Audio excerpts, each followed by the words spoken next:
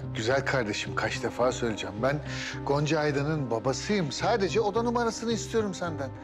Bakın beyefendi, sizi gerçekten çok iyi anlıyorum. Fakat size bilgi veremem. Acil bir durum.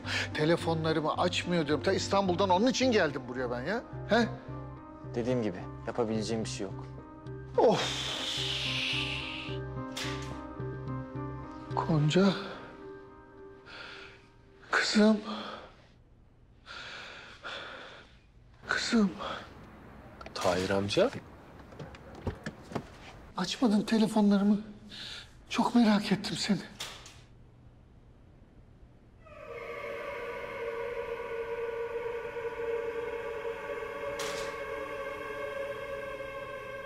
Gonca.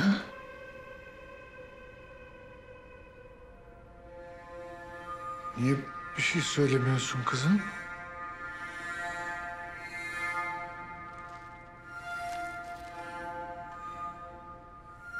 Annemin ölüm belgesi.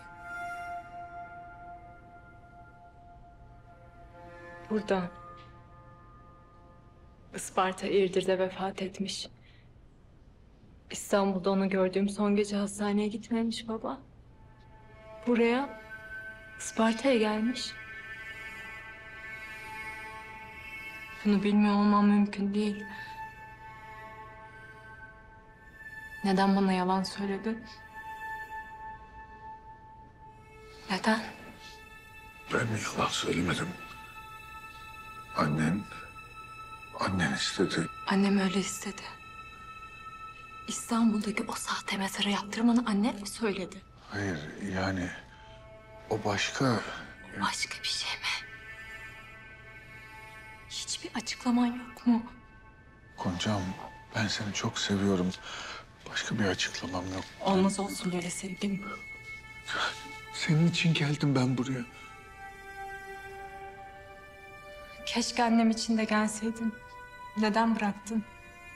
Neden bıraktın da geldi? Tek başına öldü buralarda.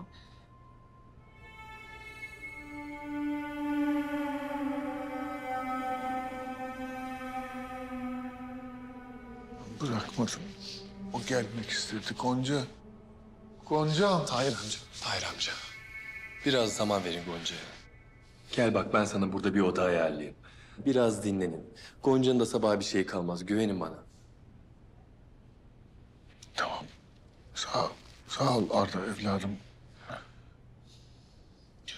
Sana da zahmet verdik buraya kadar. Yani zahmet etmişsin yani. Olur mu? Ne zahmeti? Siz de benim ailem sayılırsınız. Şimdi ben resepsiyonda konuşayım. Benim otelim de burada çok yakında bir yerde zaten. Eğer bir şeye ihtiyacınız olursa hemen atlar gelirim. Eyvallah.